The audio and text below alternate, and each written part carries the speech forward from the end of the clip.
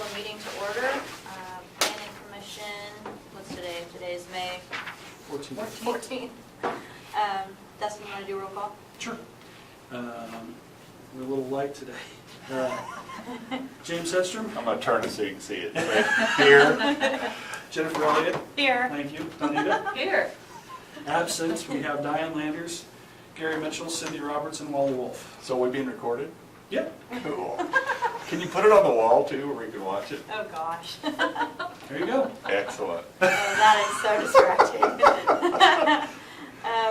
Should have seen when we were testing, we had video, recording video, and it was just mirroring back and forth. Oh, geez. Okay, are there any additions, or have you guys read over the minutes from last meeting? Are there any additions or corrections to the minutes from the April 9th meeting?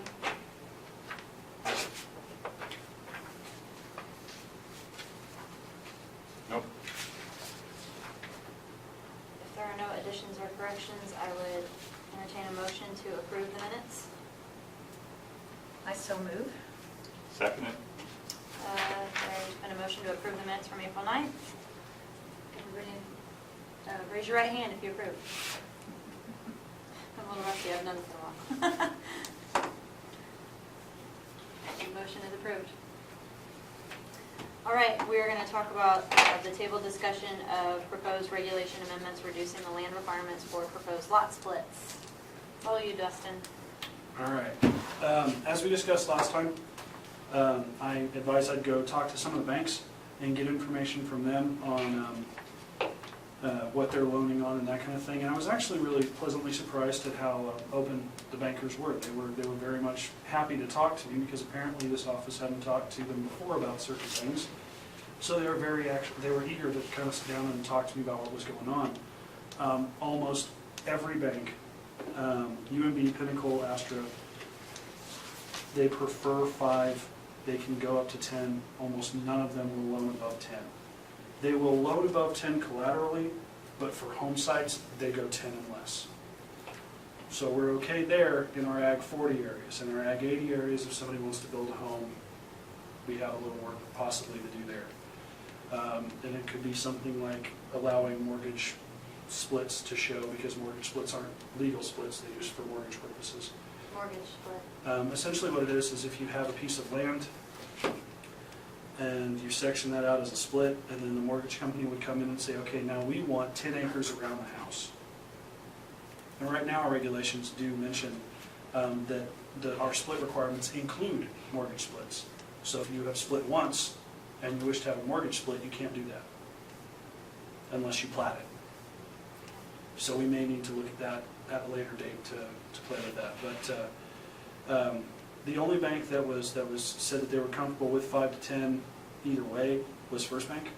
They were pretty much 5 to 10, doesn't really matter. But again, they were also in the but not above 10. I didn't get anything from Solomon. I didn't get a chance to follow up with them. And I spent probably 30 minutes on the phone with Daryl and Lynn with UMB about some of the discussions, and they had very similar opinions on both the pros and the cons that we discussed at the last meeting. And they recommended that I talk to the realtors, which I had previously done.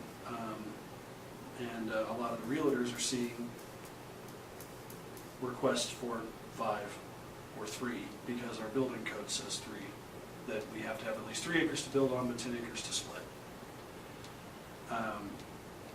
But what we're running into, or what they're seeing, is they're seeing a couple will go to somebody and say, hey, we'd like to buy land from you, and they're willing, and the person's willing to go, okay, here's 5 acres. And if they come to my office and they say, okay, you need 10, they go back to them and go, okay, well, the county says we need 10, that cuts into cropland. And they go, no, sorry. And so, in discussing that with UMB, they actually had brought that up, and then I backed up what they had brought up with what I had talked about to the realtors. And I did, I sit down with the GIS office and had them pull some numbers, because we had talked about doing the distance from the city limits, the distance from the schools, and possibly just amending the half mile within a paved road. Some of the issues that arose with the school board, I'll backtrack a little bit, I apologize. When I talked to some of the other counties around us, McPherson, Gary, I did talk to Marion a little bit, Clay. Clay doesn't really do a whole lot in the terms of their zoning. They don't send people out to the meetings, but I got a call and kind of talked to them about land splits. The big thing that they talked about with schools is if you do it by district, do you include satellite schools? Not a big deal for Abilene, but like, do we do that for Rural Center? Do we do it for Blue Ridge? Would we do it for, and with Chapman, because they have the satellite schools, do we include that in there, or do we include them in campus? And then my thought was, what happens, God forbid, another tornado rolls through Chapman? Then we have to amend based on the location, or do we just say based on them being campus? There's quite a bit of variables in there. And if we do it within so many miles, we're also affecting stuff inside city limits of where those schools are. So we can't really say within so many miles of a school. We'd have to say so many miles within a city limit, because we'd be affecting wherever the school is to the city limit. We can't zone there. We're only outside corporate city limits. So at that point, it becomes within so many miles of a city limit. The thing we run into there is each individual city would have to agree to an interlocal agreement with the county to allow specialized zoning for their city. Because each zoning it wouldn't be a blanket where we could say anything within 5 miles of a city limit. We'd have to say anything within 5 miles of Solomon, anything within 5 miles of Abilene, Hope, Carlton. How do the other counties handle this? They avoid it like the plague. And it's because of the interlocal agreements. Yeah. There are some, now like Potawatomi County, they deal with Manhattan.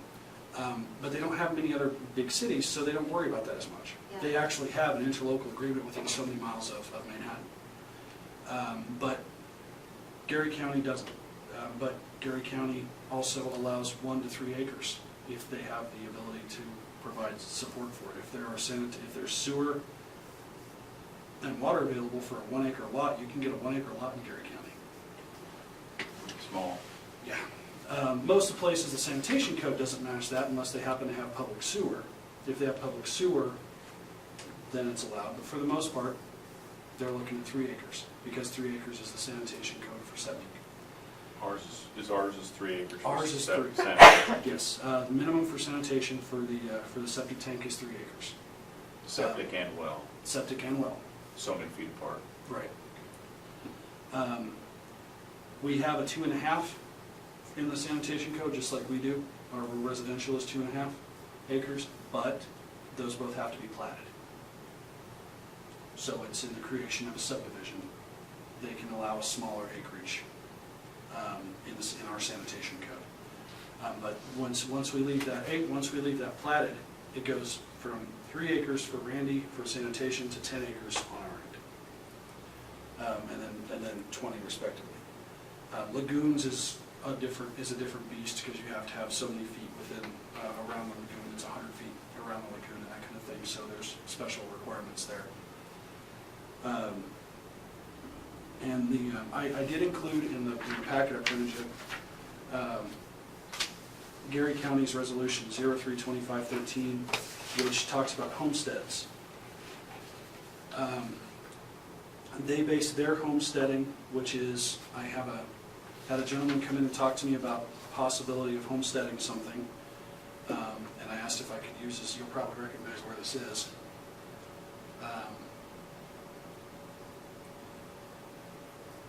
And what this is what the homestead thing for Gary County is specifically designed for. We've got no house up here on the road, and a long lane back to where the water is. Under our current regulations, they would have to have 660 feet along the road and all the way back to where the house is. They have to have 660 wide, all the way back to where the house is.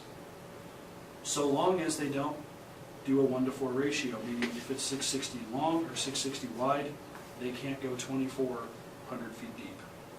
They have to increase the width at that point to maintain a 1-to-4 ratio. Okay, say that once more.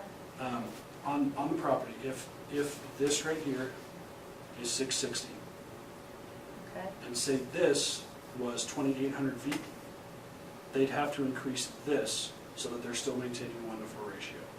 So if you've got 100 feet by 400 feet, that's okay. 100 feet by 500 feet is a 1-to-5 ratio. So they'd have to go down to 150 or 200. And so they have to maintain that 1-to-4 ratio. now, okay, the water line that you said goes out to the left there. Okay, what's the significance of that? This isn't a water line, this is the driveway. The driveway that And this goes where? is the house. Oh, there's a house there. One of your neighbors. Yeah, Is this Boltz's? yes. I'm sorry, am I not supposed to say that? No, on you're YouTube?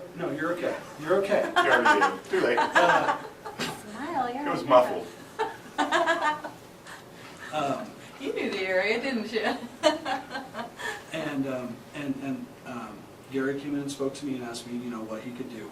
And because his parents, his folks had moved to town, and the house is going to be open, and he'd like to sell it to his son and buy the rest. At the moment, they're going to have to chunk this in half, essentially, to be able to get it done under our regulations. Because they have to have 660 along the road, all the way back, and so it'll cut into the farmland, it'll cut the feedlot in half. There's a lot of stuff that it'll do to it. Now, what we're proposing with this the reduction in acreage doesn't solve that issue. I don't want you to think I'm trying to say it does. The homesteading, the other part we talked about for these possibly landlocked parcels, does. The homesteading, what that says is you're allowed to take so many feet by so many feet in the middle of a parcel as long as you've got a drive out. It's also something we call flagpole parcels. And so that would allow situations like this, which are rare, to be done where they don't have to swath out 40 acres just to get back to the house. So sometime read over that resolution. It won't make a whole lot of sense because it refers back to some of Gary County's regulations. But you can kind of get the gist of what it's telling you, that it allows for the creation of a parcel based on their zoning sizes in the middle and allows for a track exit.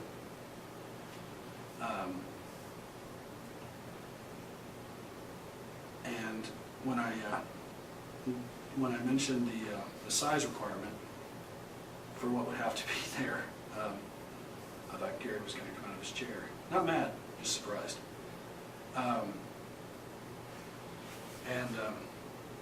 What I found is that a lot of people are starting to look at wanting to sell land, and if they do, they don't want to sell off their farm ground or parts of it, which is completely understandable. That's kind of what prompted this whole discussion in the first place. And when I talked to the GIS office, I had them run numbers of the number of 40-acre parcels within a half mile of paved road. What this means is, currently, there are 1,916 40-acre parcels within half mile of paved road. Under our current regulation, there is the potential for 1,916 splits, where you'd have that 40 turned into 2. Now this includes tracts 40 acres or larger, so some of these are 160. So there could be possibly a few more, but we'll say just for the sake of numbers, 1916 at 10 acres minimum. Within a half a mile of blacktop. Within half mile of blacktop. Any part of it touching half a mile from Any blacktop. part of it touching half mile From blacktop. of blacktop. So currently, there are 1,916 splits in potentia. And the size there doesn't matter. If we dropped it down to 5 acres, there are still 1,916 splits in potentia.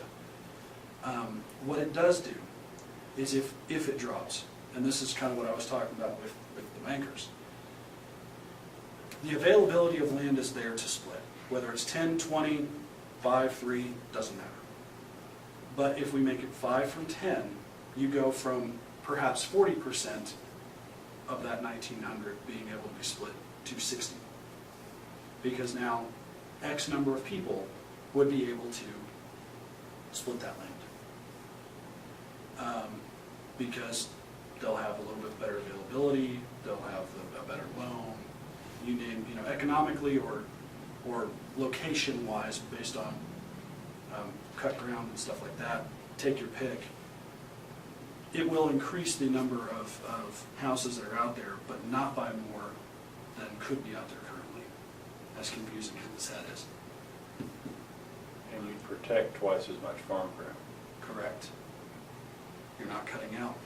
10 acre and 20 acre pieces, you're cutting out 3 and 5 acre pieces. Right. So on a 40-acre plot, let's say I have 40 acres out there. Now, can I sell 10 acres to 4 people? No. Can I sell 10 acres to 2 people? No. I can only sell to one You person? can only sell it once. Okay. You can sell 10 acres to one person, and we have an ag lot split agreement that says, that the owner, the seller has to sign, that says, and the buyer signs it as well, but the seller fills it out, that says neither this parcel nor the parcel created can be split farther without getting platted and going through the planning commission. And I was going to clarify that. So it could be done, Donita, but it would have to be platted. Right. And it would have to be platted correctly, and it would have to come here and to the commissioners. So there's Okay. there's what you call an administrative split Yes. that he's talking about, but with a whole lot more legwork and some cost, it could be done. And they have to, when you're dealing with subdivisions like that, you've either got to have a lot of acreage out in any of the areas past, really within a couple miles of the cities, because you start losing the availability of sewer. And so they have to be able to legitimately provide services to however many lots they're creating. And at that point, it doesn't matter if they have 10, 20, because a person can come to me and go, I would like to submit an application for a plat on this 20 acres. And they can do that. I can't stop them from doing that. But then it's up to discussion, of the planning commission, it's up to discussion of the county commission, if it's a legitimate cause for plat, for splitting. So we have a lot of background safety stuff in place that, because I sit down and talk to Doug Thompson for about 20 minutes on this, and if you've ever talked to Doug, that's a pretty long conversation. As I discussed with you, we also have in place, because we were worried about people complaining about farm ground. You're farming at 2 in the morning. In the county, and this is kind of what I had thought before, but Doug firmed it up for me. We have the approved uses in our Ag 40 and Ag 80 areas, which say farming ag is the use. And technically, residential is a sub of that use. You're allowed residential property on these, but its main use is ag. So we legally allow people to farm, and nobody can say otherwise in those areas, because that's an approved use. And then after talking to the sheriff's department, anyone who comes on your property and drops notes in the tractor or something like that is legally trespassing. Putting notes in a mailbox is technically a federal offense. So there are protections in place. It won't stop people from complaining. The use laws won't, but the use laws do stop people from being able to take legal action against farmers for farming. My personal opinion, this is not the opinion of the office, is that the 5 acres would allow farmers to be able to sell smaller bits of land while maintaining their cut ground. And after talking to probably about 15 people from different sections of the county, I get a lot of positive feedback on that end. But I also get some cons. I get the stuff like, it's not always the person that sells the land and splits it off. Now the neighbor across the street You know, if you guys, say you guys are farming here on this track, and the guy across the street from you decides to sell off 10 of his 40, you have to worry about what are you spraying. You know, you have, you know, because farmers do that. Farmers, as you've said before, are good neighbors, and they'll take that into consideration. They'll go, okay, I'm spraying this weed killer. Now I'm spraying weed killer in your kids' dogs in a garden. And, you know, so it does add some hindrances. But that And- house is probably gonna be there regardless whether it's sitting on 5 or sitting on 10, right? Correct. I mean, Correct. The acreage at that point doesn't matter. It's the fact that it has Yeah. allowed another house. So that is there regardless of 10, 5, 20. that's there right now, we're not changing that. Correct. But if we do, you know, the availability, again, that 1916 number kind of comes into play, where right now the 10 acres is kind of a deterrent for people to split off, which can be good and can be bad. It's a double-edged sword. Because it's good because it keeps people from throwing houses left and right, but at the same time it's bad because it keeps people from, you know, expanding the tax base, as James brought up at the last meeting.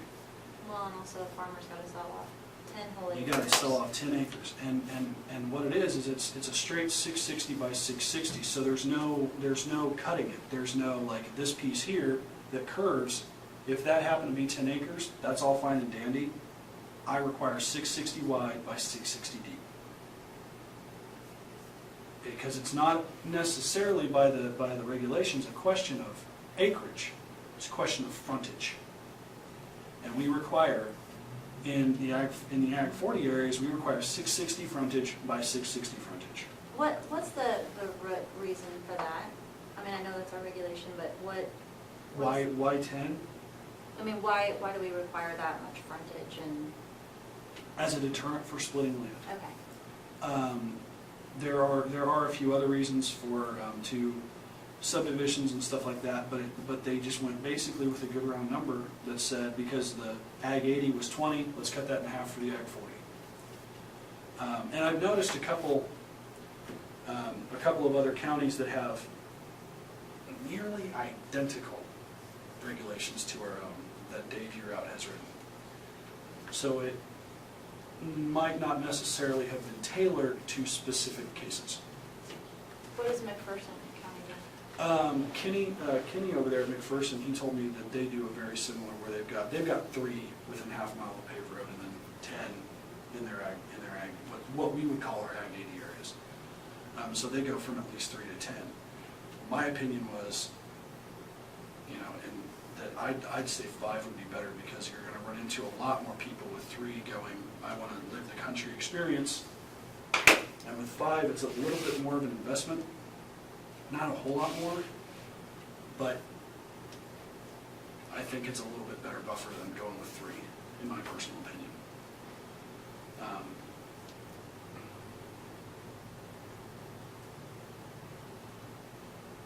Can you expand a little bit on the, I don't know what you called it, Interlocal agreement? Yeah, between, I guess I'm not grasping how that would work when we would be writing rules and regulations for county property, not city property. Right. And we would specifically say in there, it starts from the city limit, so we would exclude the city from that. It's because of, after talking with Doug, there are ways that we can word it. But anytime the city expands the property, if at any time the city decides to annex property in, we have to take into consideration if we're, because right now, around the city for the most part, if they have small condensed lots and that kind of thing, they're already looking at suburban residential properties around, within a mile or so, you know, of most of the cities. But past there, we have to look into, if the city decides to annex in, we have to adjust that unless we specifically state, you know, barring annexation or any adjustments in the property lines. It is doable. It's just that each city has to agree to it, because from what I was told, the legalities of it involve their boundary. It has nothing to do with what boundary. It's everything to do with the fact that it's their boundary that we're basing it off of. Well, we've got rules and regulations right now that go right up to their boundary. Only, For but notification. we don't have an interlocal agreement. Right. So our current rules and regs go right up to their boundary. But I it's- guess again, It's because we don't have anything specifically about the boundary. Because if we so what we wrote- have right now is countywide. Correct. Okay. But if we start labeling it to so many miles within a city boundary, that's when we have to start dealing Okay. with the city. Because it's a blanket right now that says county, whatever that is.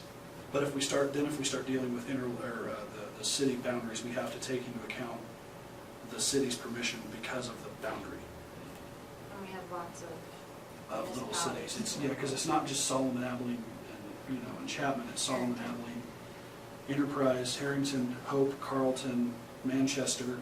That's a lot of coordinating to do with. Well, and it is, but at the same time, it's doable. I mean, I'm not deterred by the amount of work that is, it's just, You could limit that by just verbiage that says cities with schools, and then that way you qualify out Carlton, Holland, and you also qualify out rural center that has, how many, Donnie, 18 students? Well, there's more now. Is There's, there? I think they're in the low 30s. Okay, well, that's a Wow. plus. Yeah. wow. But again, most folks are going to want to build close to the school and a town like Chapman or Abilene, Solomon or Harrington. I'm finding about 50-50. Hmm. We've got some people who they come out and they're ready and raring to get away from it all, and they build out, down south. I've got 3 or 4 permits right now for down south past 1400 Avenue.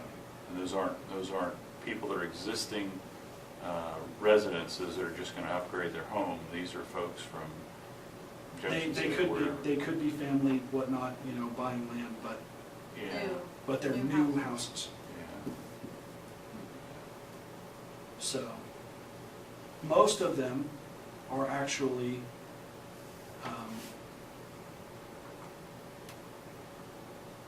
down here by Hope. And it could very well be that they're building close to the Hope School.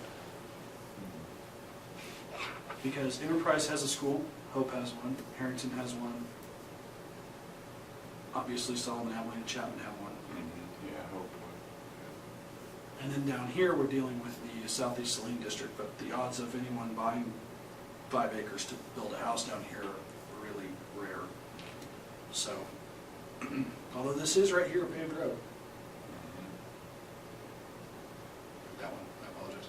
That's the paved road.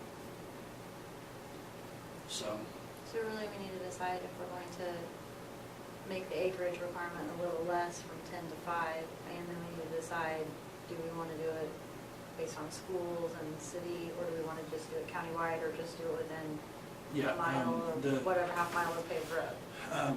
It's going to be if we're going to do it within schools, city limit, that kind of thing, it's going to require a new regulation. If you decide to reduce the 10 to 5, that's amending a current regulation. Also keep in mind that any new regulation we create creates a lot of legal non-conforming lots.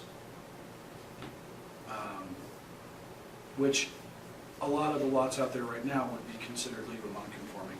It's just a different legal non-conforming. Because now we've created they've gone through 2 different zonings, and the way Dave Urop described it to me, it's just more of a headache if they ever decide to rezone, but I don't necessarily see it that way, to be honest, because as far as I'm concerned, if they're legal non-conforming, when we reduce it down to 5, that means they were less than 10 to begin with. So, because if they're legal non-conforming now, then they're less than 10 already. And so if we reduce it down to 5, that means they were still less than 10 to begin with if they're legal non-conforming. To me, it might bring more people into compliance than it would out. Because it would be lots 5 acres, 3 acres or less, or 4 acres, 4.9 acres or less that you're running into that would be legal non-conforming, instead of everything between 9.9 and half an acre. So I don't really see where that would be an issue for us as much as it was sounding to me, but that could be an experience on my part. Could you tell me what legal non-conforming non-conforming means. Yeah, no, not a problem. What you have is grandfathered. Oh, Something If that a was parcel- done before the regulations. Right, it's something that was created, that was legal when it was created by either the fact that it followed the regulations of the time or there were none. And then as new regulations were created, they're legal because they were that way before the regulations, but they're non-conforming because they don't match current regulation. Okay. It's the legal way to say grandfathered. So how do you guys feel about it being reducing it somehow, don't exactly know how, but 5 acres countywide?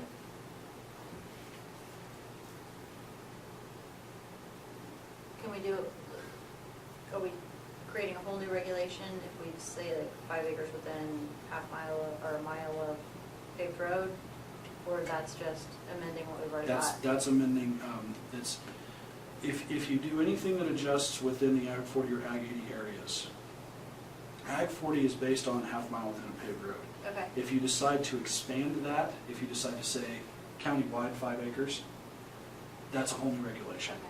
But we could also amend the Ag 40 and the Ag 80 to say, both of them to say the minimum, it's just one requires, they both require 5 acres, it's just that the differentiating factor is this piece happens to be within half mile, that piece happens to be outside half mile.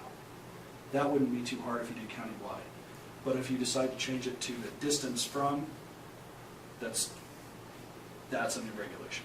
Are you suggesting we change Ag 82 or just Ag 40? That, I was looking at just doing Ag 40 to start with, just to see how it worked. But James's question was countywide. So how do you guys feel about that? I don't know if I want to do it countywide. I don't.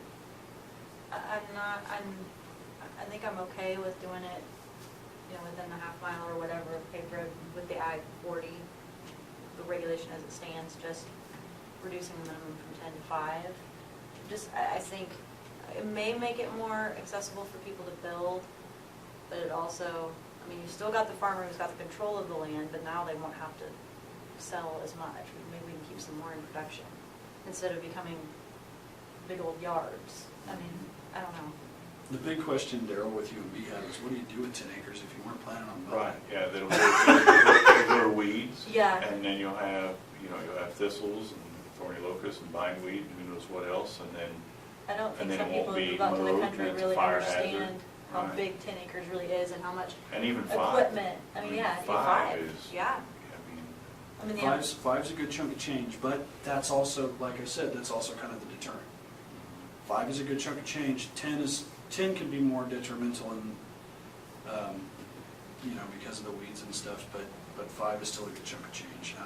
would it be too outrageous to think about segmenting it some and do, as an example, the 3 acres within, and again, this would just be one segment of conversation, but 3 acres within, 3 miles of a city and a school, as an example. That could be one part, and then another part might be 5 acres, amending the current ones to be 5 acres if they're within, half a mile of a blacktop. Yeah, that's perfectly within reason. It's something that we could, like I said, the one that does the stipulation for within a distance, that would be a new regulation, which wouldn't be, again, it's, depending on where it is, it wouldn't be that big of a deal. And then the other side of that, the doing it within the half mile would be fine. That's just an amendment. So either of those situations are completely doable. And my thinking is to try to drive economic activity drive that activity as close to the towns and schools as you can. And then the flip side is try to protect that, the further you get from towns, that farm ground, pasture ground too. Try to protect that as much as you can. So when somebody has a 40 and they split off, right now we're making them split off 10 whole acres, and they can't split it again unless they come to us, Right. basically. Well, It'll be the, They can legally split it again, but they can't build on it. okay. Just Yeah. getting that out there, they can Yeah. legally split it, I Right. can't stop anyone from splitting land. You can split your land 20 different times if you want to. But you can't build on But it. you can't build on it. And by build, you mean a house. Period. You can't build on Period. it. Okay, If- back, if so it's- back to Donita's initial If question it's about an the illegal building. split, Even a building, so Donita's got 40 acres, she sells 10 to somebody because there's a pond, and they want to put up a building to put the tractor and mower and fishing poles in, that, as long as that, if she's doing it from the 40, yes. If you did it from 35, no. okay, Because you have to have at least 40 acres in the Ag 40 areas to be able to split. If you split anything off from 40 acres, that's the minimum, right now 10, that's legal. That you can build But on. you can't split it again. You can't split it again. If the guy who bought the 10 decides, I don't need 10, I'm gonna do 5, and splits it in half, neither person can build on it. But it'd be the same way, I guess what I'm asking is it'd be the same way, I have 40 acres, and I can legally split off and sell somebody 5, and they can build on it, but neither of us, again, those regulations will still stand. They can't split 2.5 off of theirs, and I can't split another 10 off, or even Correct. 5 off of mine. Correct. Okay. I mean, essentially, we're probably saving 5 more acres and leaving it in production that way. You know? I mean, Because a lot of the farmers are selling off, that I've seen stuff, where it's close to water terraces, stuff like that. They're trying to stay as out of their production as they can from what I've seen, which I completely understand, and then when I come in and go 10 acres, in 2009, 10 acres was really easy to get a hold of. It's not so much anymore, and not, the bankers were saying that they were able to loan on it, but the problem is collateral, and that's, they were basing it off of the cost of an ag ground. 2009, ag ground was going for what, 1,200, 1,500 an acre, probably. Now it's going for 43 and 47. So when we're talking about driving the economic, We're tax talking the base difference of of the county. $20,000 of value. And something else to think about, this is a con, a flip side. When somebody comes out and goes, I've got 10 acres of ground that I bought off this 40, and here's my house, it's an acre and a half. Assessment-wise, that acre and a half is considered residential. Normally, the rest of it, if they just let it go, is considered ag. If it's 5, it's almost all considered residential. more tax revenue. Higher tax revenue. Because when it goes to ag, the value drops down to Right. $200-300 an acre for the remaining 9 off the 10. Right. That's a con for who? The owner? Yeah, Not the county? yes. But not the county? But not the county, this, We get more taxes. We would get more taxes out of it because now it's all residential. They'd have to prove that they were using it for ag. And, you can still use 5 acres for ag. You can still raise cattle and stuff on 5 acres. You can't have a feedlot on 5 acres, but you can have a couple bucket calves, stuff like that. Goat feedlot. Yep. You can have a little dog run. Yeah. So it is, I they think can, that's a positive, they can really. still use it for I do ag. too. But in terms of appraisal, when you look at it that way, and being as that I also work with the appraiser's office, a lot of times you'll see that where you've got 2.5 for a primary site is what it's called, and the rest of it's ag. But where on 5 acre lots, like my parents, for instance, because they've got this chunk over here is cattle, this year they got that to ag. But before that, it was all residential, and they were being taxed straight residential on about all 5 acres. So, Ultimately, the trend over time, just like we talked about earlier, 10 was the smallest, or 20 was the smallest, and now it's 10. Over time, that number is going to come down. That's just the trend, and as population increases, I really would like to see us, work towards, segmenting that, driving revenue, increasing revenue, positioning them close to where there are services, there's ambulances, there's fire trucks, and your services don't have to go as far, and getting them positioned closer to those towns, not excluding, if Levi wants to buy 5 acres or 10 acres and build a house, he could do that. But drive that economic benefit closer to those towns and schools. Is there any way we could word a new regulation? I think we're kind of talking about two separate issues. I think we can amend our Act 40 if we decide to, the minimum from 10 to 5. But then also, as James said, have a new regulation, maybe letting them have 3 acres, close to cities, close to the schools. But is there a way we can word the regulation so we wouldn't have to do the inter agreements with all the municipalities? I mean, that's not really a question for you, I guess it's more of a question for Doug Thompson. It would be. If there's a way that we can. I kind of briefly mentioned it with him in the way that we were kind of thinking it might be within services, within distance of services. That's a good idea. But if you've got a rural fire department, that's a service. Yeah. And that's a viable service. So it would have to be, the best way to do it would be off the city limit. It really would. Anything non-platted can be at least 3 acres within so many miles of the city limit. Barring flood zone and all that stuff. Do we need to maybe take the couple cities' pulses on, would they be okay with that? Is it just as simple as we write up the agreement and they sign it, or are they gonna have problems with this? It's how it would work is it would essentially be we would write up the intent of having the hearing and the regulation on adopting this, and we give it to them and say, okay, and then they have 60 days to talk about it, figure it out, and give it back to us, and any adjustments that they think may be necessary. Abilene's pulse on this is a good thing. I would think they would all be in favor of I it would too. think Again, so, too. support their community, support their town, their stores, their school. I kind of, on occasion, I run stuff by Tim Hamilton over there with the city, because he's got a lot of zoning experience. He worked, out in western Kansas, and so he's kind of got a feel for a little bit different scenarios.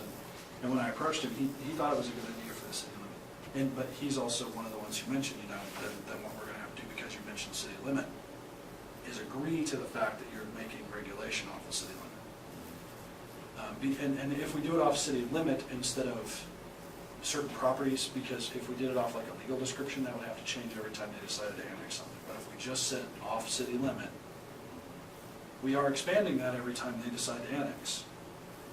But what that does is, again, it keeps it within that, if they decide to annex 1 mile outside, that moves ours 1 mile outside of where it was.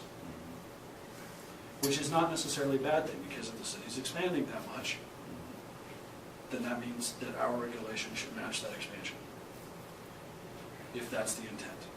Go back to the schools again. We can't base it off of a school location. Like say county within, within 3 miles of Chapman High School. Because that involves inside the city. But you'd exclude, you could say excluding properties inside city limits. You can't do that? You could, but then you have to determine exactly where that starts. Okay. It is easier at that point to do Off city limits? off city Okay. limits. Because if you've got, for instance, if Yeah. you've got Chapman High School here, and you say, okay, so let's look at it. That's the minus, that's not gonna help. See, but my screw-ups over there are not on YouTube. Well, that's convenient, doesn't it? Imagine that, right?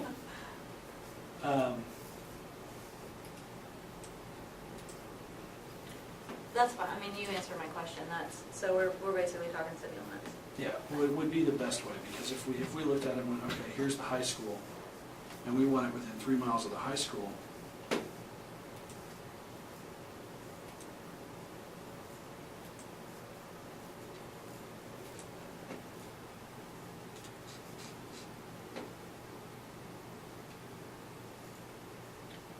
Well, and my motivation is government only has 2 ways of generating revenue, tax base and tax rates. right, And if you don't increase the tax base, eventually the then rates you're are going to have to increase tax rates, and that's seldom popular. So if we can just manage that growth.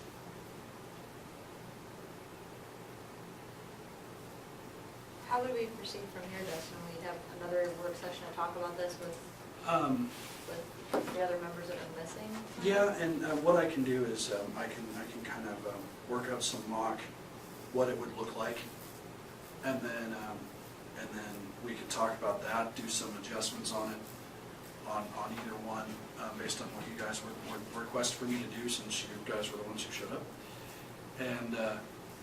And then you guys could talk about it, and then we would hold, once you guys determined that we'd hashed it out properly, then we would hold another hearing to amend, or to adopt the amendments. So this is going to be a 5-6 month process. Not necessarily 5 or 6 meetings, but I mean, theoretically, we could do it in 2 meetings. The next meeting where I can provide you guys the mock information, and then the meeting after that, can, if we hash it out, we like what we see or we don't, then we can do the next meeting and call it good.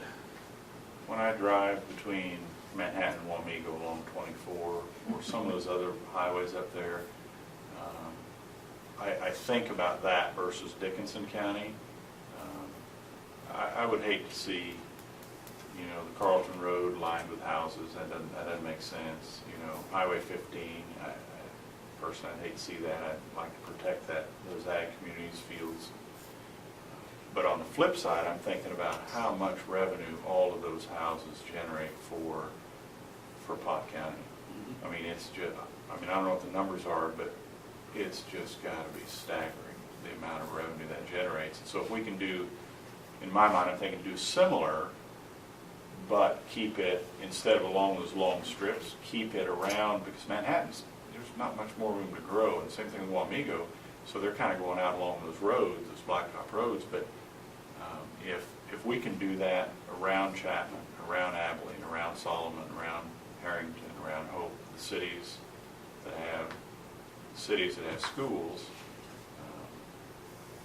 over time, I would think there'd be potential for improved tax base there. I would agree. And with what we have, the reason that I was leaning more towards amending the Ag 40 instead of creating a new one is because under the current Ag 40 stuff and the Ag 80 stuff, it protects against doing it more than once per 40-acre parcel. I like that one. I like the 5 acres because we'll get more tax revenue off of it all being residential, and it keeps 5 other acres back still in Ag. Yeah. And they can't split it again. Right. And I'm saying do both. Yeah, no, and I'm not opposed to just think I'm not about. opposed to doing both either. No, and I'm more than happy. And what I may do is I may sit down with the city of Abilene, and I'll talk to Tim Hamilton, and I'll say, okay, let's draw something up and see what it would look like, and then. It doesn't have to be all municipalities in, does it? I mean, like, let's just say, for instance, Abilene says yes, Solomon says yes, and then Chapman or Harrington or somebody else says no. We're not gonna, for some reason, they don't want to sign it. That doesn't matter. Then that city limit, we wouldn't be able to do that. Okay. But it's not, we don't have to get everyone We to can it. write it and say city limits of Chapman, Abilene, Solomon. Right. And if you don't mention Harrington, Then- not part of it. Or Yeah. Hope. Hope's a pretty rural community. Yeah. They may say, we just don't want that. It's not in the regs. And that's all it is we would list out the city Where limits. it's people that agree. Okay. I can see a lot of benefits from what we've discussed tonight, with the 5 acres and all that. I guess my concern still is, though, how do we protect existing operations, farming operations, from being susceptible to people moving in and saying, this isn't going to work for me. Well, I think to Dustin have kind of this. addressed that a little bit with Doug, saying that, the farming is the overarching, that's the most important thing that's going on out there. They can complain all they want, but they really have no legal foot to stand on to Well, say. but they have in our area. They had in the past. The 2009 regulations were adjusted to show actual agriculture use. Well, this is just within the last year. I mean, like when we were wanting to expand our feed yard, and because there were... Now feedlots are a whole nother animal. Right, but it was an existing operation, is what I'm saying. But, well, and what we have to do there is there are specific rules for KDHE Right. that follow for that, and we can't, that's their regulatory authority, and we can't touch that. Right, but it was because of letters that were written by And non-ag people saying, we can't barbecue outside if you have your cattle 3/4 of a mile away. And therefore, we were limited to 6 months that we can have our feedlot full. Really? Yes. And that's a KDHE thing. But it was because of people that, That's, yeah. you know. And that's the thing is, So that's I realize that, I don't you think, know, a couple of, I mean, a few things in our area have probably left a bad taste in And the rightly so. mouths of people that maybe don't happen anywhere else in the county. So overlay that within 3 miles of Abilene. What would that look like? Yeah, I'm wondering if the Reynolds feedlot is within 3 miles of Abilene. What about the dairy right on the east side of? Yeah. Yeah, Grandfather. yeah. so, you know, But- I don't, like I No, said, I living in the completely- country, I think Yeah, that's no, just I- the best. I wouldn't want And to that's, tell Do anyone you you think- can't do that. Do you think And yet, that how do we? I don't know, I mean, are we helping more people move to the country with the 5 acres, or are we just making it a little bit easier, but only giving them 5 acres versus giving them 10? Does that make sense? I mean, I don't know if we're gonna add a whole lot more traffic by doing that versus keeping 5 Right, more acres yeah. for production. I mean, I think the people who are gonna move out there and do it are probably gonna do it irregardless. the people that want to do it and can afford to do it are gonna do it. Yeah. And in talking to the banks, like I Unfortunately, some said, of them are complainers. they're okay with 5 or 10. So it's not an economic availability issue. Some people it is. Some people it's going to be a make or break thing. It tends to boil down to, after talking to the realtors and talking to the bankers, it tends to boil down to who's going to let go of 10 acres, 5 acres, 20 acres. Seeing people get rid of 20 acres is, they're selling off the farm at that point. In our Ag 20 areas. And I think maybe it's a combination of both to kind of, like ease Donita's fears. If we do what James says, we try to keep them toward the cities where the services and the schools are. But then also if they are just, bound and determined to live out in the middle of nowhere, we only give them 5 to do it with without taking so much out of production. And I looked into the feedlot stuff because that's something that I was worried about, and that's where I found that it was entirely a KDHE thing. We have some stuff in ours for feedlots, What do conditional they use permit. base their decision off of for you guys then? Well, I really don't know, because, we met all the requirements of KDHE, and, but, I would sooner think that was runoff. They wanted only at capacity for half the year. I mean, I don't know, but just based on what I've heard from some other guys that got feedlots who said that one of their primary concerns is runoff.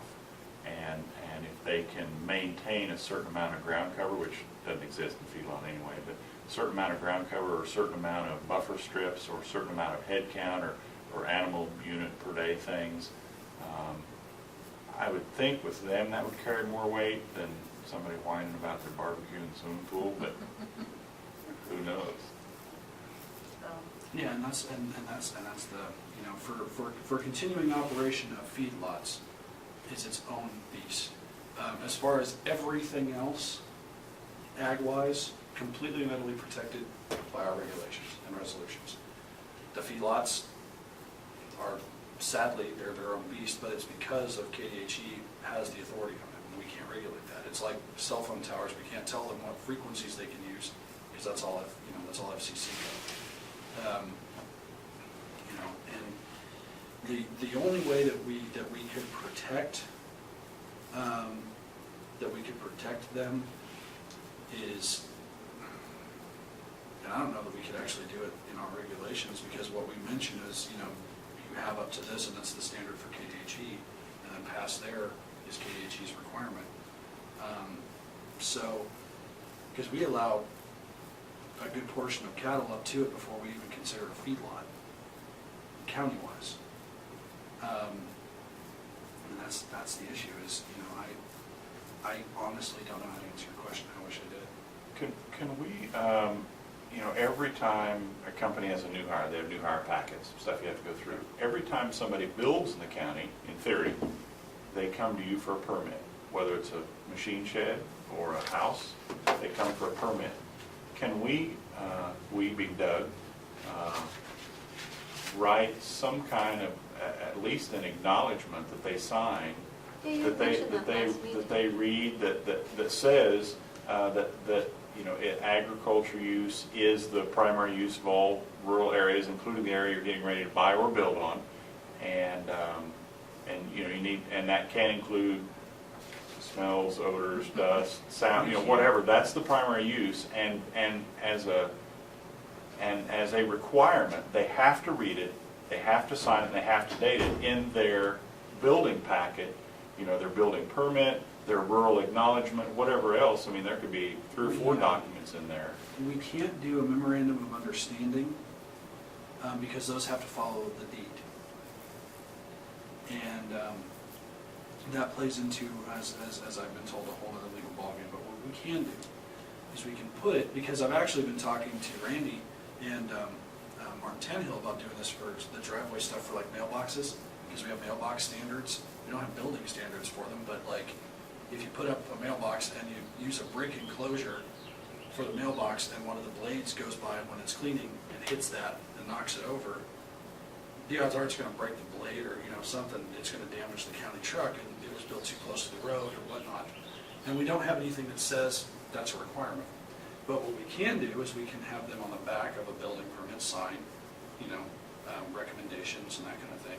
And we can also on the back of the permit, because when we get the CIC program that does permitting, I can actually completely and utterly redo the permits so that they can be 2 pages, 4 pages, whatever, and then base it off of location so that the stuff within the area of 3 miles is this. The stuff within, you know, wherever it is, they already have the zoning in the system. Technological aspects aside. So it's specific to your building location, and you can pick out what's within 3 miles?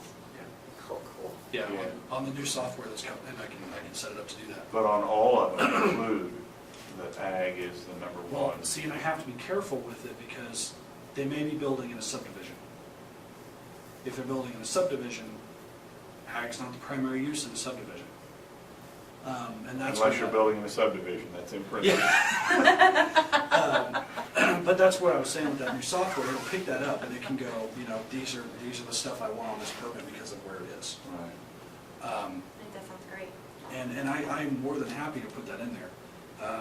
And, you know, we kind of have I like what you got here. you know, that description, and that's on the website, that's not in the pamphlet. I can't find any of the pamphlets, No.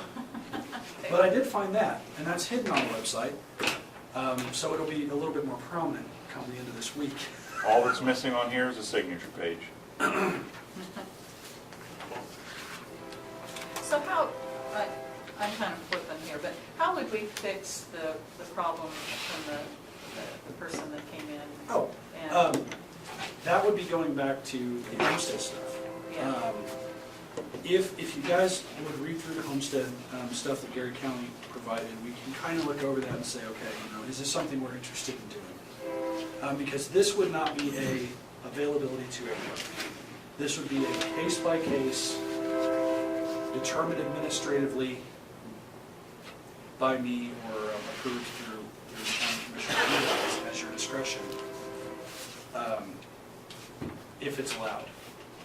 Like for instance, the Foltzes, what they would have to do is, as of right now, based on how this reads, if we were to tweak it to ours, they'd have to get 660 by 660 in a block around the house, and then a driveway.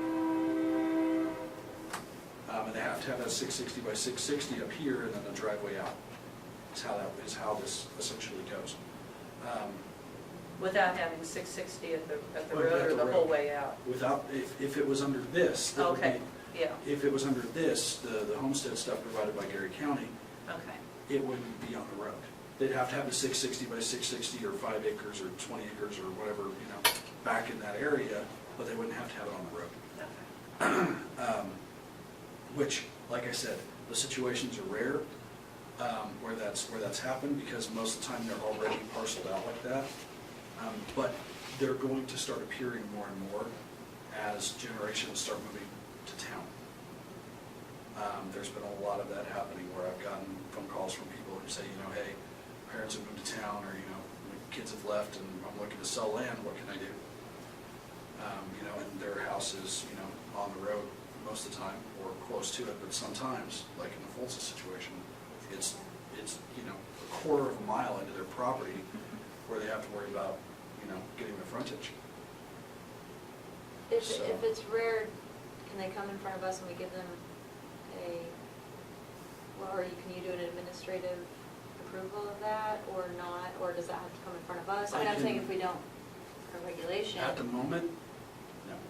They'd have to go in front of the Board of Zoning Appeals to do, request an, I can't even think of the word, but, not an Exception or- exemption, but a variance. Variance. And as soon as that happens, it sets a precedent. Because they have to prove great need. And if you have 160 acres and you need the house out of it, there's not really a great need, even though there is, because God knows what you're splitting as far as farm ground goes. Like in that case, you're going across crop ground from creek, pond, and, grazing ground. So,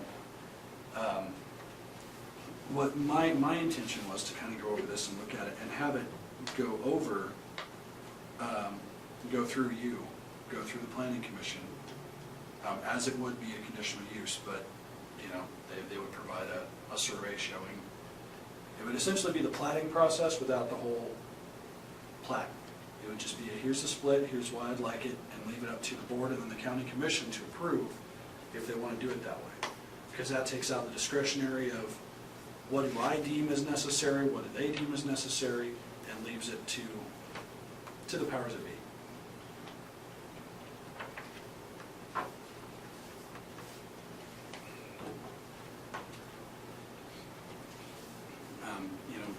I've seen it out there before where they're out there like that, and there are few enough that we're not going to be inundated with, 3 or 4 planning commission meetings a month. So, I don't think it'd be a bad thing to have. and I can most certainly sit down and kind of go through it and adjust it for how we have it, or create something a lot like it. And it would tie into whatever respective zoning they're in. If they're in an Ag 40 area, and that piece of the parcel is in the Ag 40 area. Is this only for existing homes, but they're trying to sell Yes, the land this around it? is for existing homesteads. This isn't to create a new homestead. This is for existing homesteads only. And not, there used to be a house back there and I want to build a house there. Yeah, no. There has to be a house there currently that's livable, that's got water, that's got septic. The only problem is you can't sell the land because you have to sell 50 acres to get to it. That's entirely what this is for. Okay. I don't see a problem with that. So if you want, I can go through and redo this and bring that as well as the others, and we can look through. Because this would be signed into resolution through the county commission, and then it would be an amendment. I can either do an amendment to each of the current regulations and add homesteading to it under each of the regulation as an amendment that says, under certain circumstances, blah, blah, blah, blah, blah. Or I can make an entirely new regulation that says, under certain circumstances, homesteading is allowed and applies to, period, just out there. Personally, I'd probably put it as an amendment to each of the zoning areas, because we're not going to need this in a rural residential area where you've got 10 acres, where you've got 4 acres, you're not going to need that. So, you're going to need it where down here, you have to drive around a hill that's, you're driving 1.5 miles around a hill to get to your cattle, and there just happens to be an old home site there. So, I think it would be beneficial to kind of curb that now before we start getting hit with it, but it just so happened that Gary came in yesterday when I was actually working on it, looking at it, so it kind of fit perfectly. I asked him if I could use it and show you guys that piece, and to give a good example of it, he didn't care, so hi Gary. So it's okay for me to say? Yeah, it's okay. I'd say work something up, and I would see it as an amendment instead of a new Okay. addition. Can do.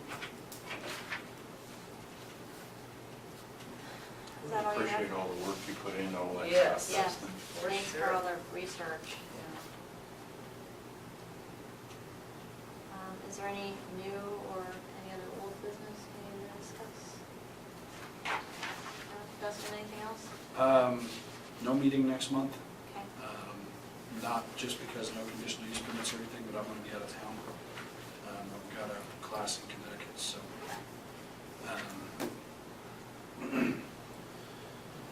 So would you guys like to try to maybe do this in July, if we have the availability?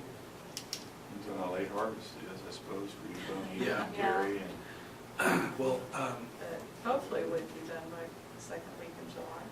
Yeah, as long as we're not in the middle of harvest, just Okay. as long as- and that's something we can feel out, because as I said, if it's not an official meeting, I still have to give public notice, but we can determine that as we need to, so, And if we don't have any other issues to discuss by July, then yeah.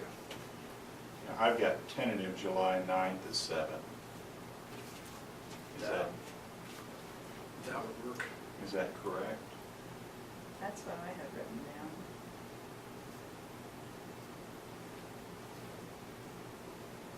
And it could be any Yep. time. I'm not, it doesn't matter to me, I'm just saying that's what I have tentative. And I haven't heard from any of the cell phone towers that called last month, so they could just show up or they might not. okay. All right, we'll wait to hear from you. Plan on July meeting. Is there a motion to adjourn? I move. I second it. All right, we are now adjourned.